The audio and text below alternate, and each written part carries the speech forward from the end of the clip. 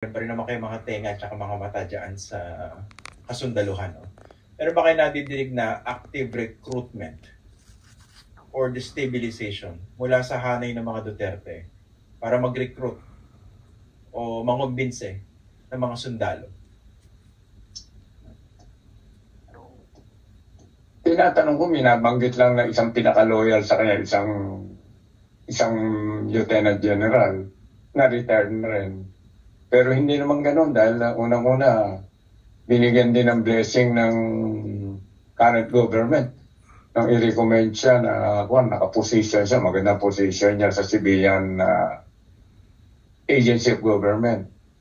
So, I doubt it very much na hindi mo basta maiintay sa military. Ang sabi nga namin, we have a thinking military. Hindi naman kami basta-basta papasok. Tumatanaw kami ng utang na loob. Pero in the end, it is the interest of the country that we look into. Hindi kami basta bibigay dyan. Ewan ko, yan ang feeling ko. Hindi nga pinag-uusapan ng mga retirees masyado yan. Okay. Ito kasi, kami mga retirees. Ito kasi isa kong naiisip, general, no? Hindi ba obvious naman, sabi niya, di ba, we have a thinking military. At actually, matatalino yung mga sundalo. Malalim yung mga pinag-aralan. Very strategic, very tactical mag-isip. Based sa interaction ko doon sa mga kilala kong sundalo, katulad din yun. No? So, hindi ba obvious naman sa inyo na ginagamit lang ni Duterte yung issue, hindi para sa bayan kundi para protektahan yung sarili niya at yung kanyang anak. Hindi ba obvious sa mga sundalo? Actually, yan ang lumalabas na ako ay voted for the Vice President. Pero marami kami na sabi ba't nagkaganito? Nanginayang kami sa kanya. But siyempre hindi. And this one person, she can be replaced. May mga makakaupong mas magaling na hindi idadrag tayo sa problema. Pero mo, nakuha ko nga na 22 pala yung 22 na sa world ng mga media outlets, mga major outlets na naka-headline tayo.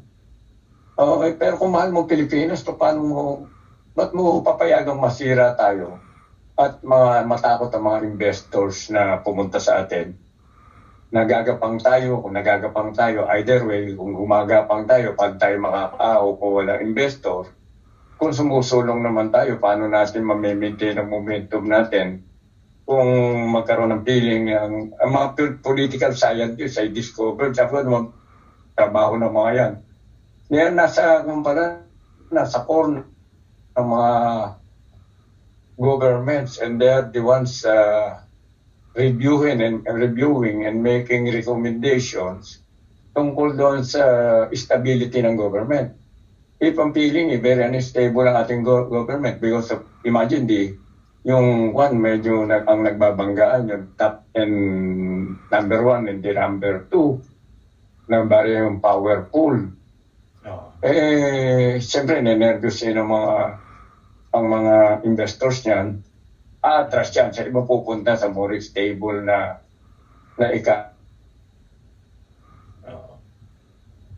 General, medyo naghang yata si General Dionisio Santiago. Teka lang. Hintayin natin mag-stable uli yung kanyang mag-stabilize uli yung kanyang signal. Hintayin lang po natin. Kasi cellphone lang po yung gamit niya, kaya marami pa tayo tatanong sa kanya, no? Medyo umiinit pala yung discussion natin. Pero tatanong sa kanya, no? Medyo umiinit pala yung discussion natin. Pero habang inintay po natin si General Santiago, ito for instance, pag-usapan natin itong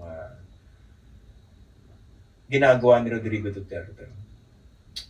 Siguro naman obvious sa ating lahat, no? Kung tunay na nagmamahal ang isang leader sa bayan, hindi mo dapat kakalag ka rin yung isang institusyon para sa sarili mong interes. Ito, nandiyan na po si General Santiago. Ayan, ibabalik po. Ito po yung tatanong ko sa inyo. No? Sabi niyo, sinuportahan niyo pala si Sara Duterte noong 2022, binoto niyo siya, no? Hindi ba kayo na-iskandalo doon sa kanyang pananakot kay Bongbong, yung kanyang pagmumura? May quandary ako noon eh. May quandary ako kung ano gagawin ko dahil gusto ko sila pareho eh. Gusto ko sila pareho. Kaya nang mag-unite, masaya ako. Eh, hindi ko akalain magkakaganito eh.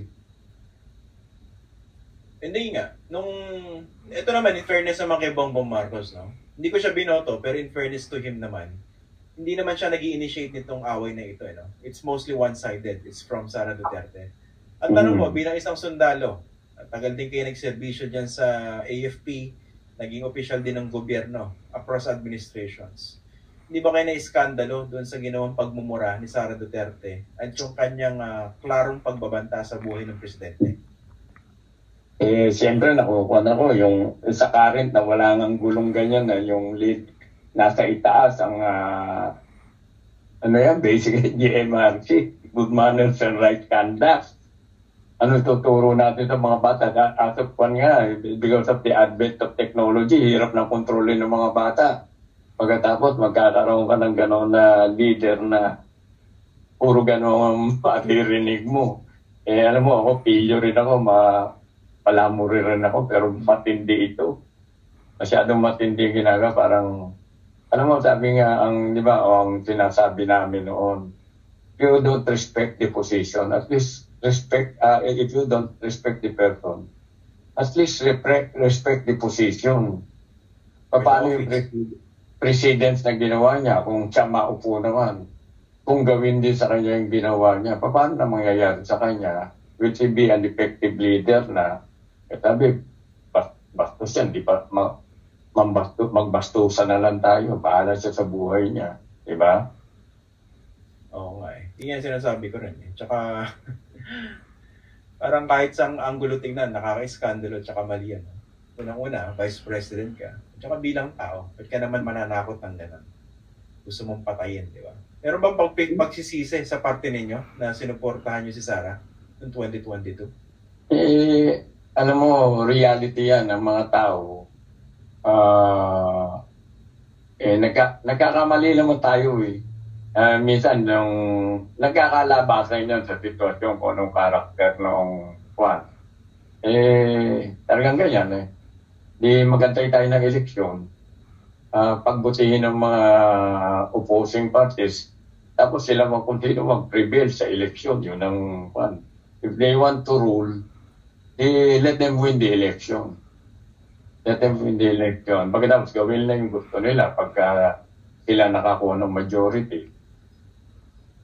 Okay. So, pero mukha bang pakiramdam niya nagkamali kayo ng pagboto kay Sara?